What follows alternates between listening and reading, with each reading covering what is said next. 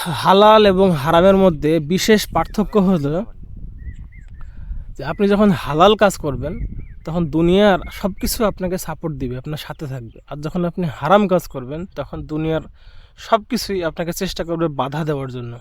এমনকি আপনার নিজের বুদ্ধি, আপনার নিজের যে ব্রেইন, সেটাও আপনাকে বাধা দেওয়ার চেষ্টা করবে। তো আমি একটা ছোট উদাহরণ দিই। যেমন আমরা পাটের জমিতে এরকম ঘাস কাটতাম, তখন সাধারণত জমির মালিক এসে আমাদেরকে বকা দিত। অনেকে হয়তো মারধরও করতো, যেই তুই জমির মধ্যে ঘাস কাটছিস কেন, পাট কেটে যাবে, বা এই জাতীয় কথা বলে আর কি। তো যেহেতু কাজটা অনুচিত, যেহেতু হারাম পর্যায়ে পড়ে, সেই হেতু আমরা ওই কাজটা করতে গিয়ে বাধা পেতাম। কিন্তু ঠিক একই জিনিস, ওই একই পাটের ক্ষেত এখন যখন জমির মালিক নিজে থেকে এই কাজটা করানোর চেষ্টা করবে, তখন সে নিজে কাজের জন্য লোক ভাড়া করে নিয়ে আসবে, টাকা দিবে, খাইতে দিবে, ব্রেক নিতে দিবে, আবার ঘাসও নিয়ে যেতে দিবে বাসায়। সাথে এটাও বলবে যে এই জমির যে পাট আছে এত ঘন পাট দরকার নাই, অনেক পাট কেটে ফেলো, যত পারো পাট কাটো। এমনকি এইভাবে বলে যে দাউলি যদ্দূর যায় মাথা থাকো, ফাঁকা করতে করতে যাও। মানে দেখেন, আমি যখন হারামের মধ্যে দিয়ে যাচ্ছিলাম তখন আমাকে একটা পাট কাটলেও কিন্তু মারতো, অথচ এখন আমাকে প্রচুর পরিমাণ পাট কেটে যেতে বলতেছে। সো এটা খুব গুরুত্বপূর্ণ বিষয়।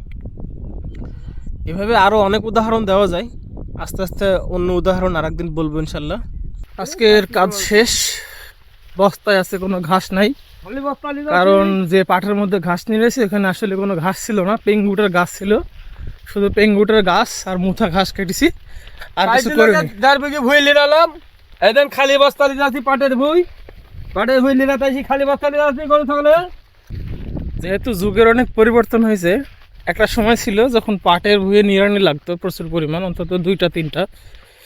কিন্তু এখন পাটের জমিতে সবাই বিষ দেয়, বিষ দিলেই ঘাসগুলো সব নষ্ট হয়ে যায়। সেই জন্য আর পাটের ভুঁই সাধারণত নিড়ানি লাগে না। এটা একটা ভালো সুবিধা আর কি, সবাই এভাবেই করছে। এখন কিছু জমিতে নিড়াতে হচ্ছে, কারণ কিছু ঘাস আছে যেটা এখনও বিষ দিয়ে মারা সম্ভব না। তার মধ্যে পেঙ্গুট একটা গাছ, এটা বিষ দিয়েও মরে না, এবং মরে এমন কিছু বিষ আছে যেটা দিয়ে মরে, কিন্তু ওইটা খুব শক্তিশালী বিষ, ওইটা দিলে পাট সহ মরে যাবে। যার ফলে ওই বিষটা আর এইভাবে জমিতে দেওয়া যাচ্ছে না। তাই কিছু কিছু জমি আছে সেগুলোতে নিড়ানোর কাজ এখনও চলছে, সেটাই করলাম আজকে।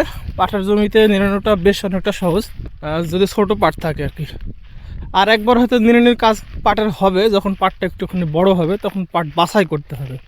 অনেক ঘন পাট হলে সেখান থেকে হালকা হালকা ছোটো ছোটো চিকন চিকন যে পাটগুলো আছে সেগুলো বাছাই করে ফেলতে হয়, যাতে করে বাকি পাটগুলা মোটা হতে পারে, সুস্বাস্থ্যবান হতে পারে আর কি। এই হলো বিষয়। দেখা হচ্ছে পরের ভিডিওতে। আসসালামু আলাইকুম।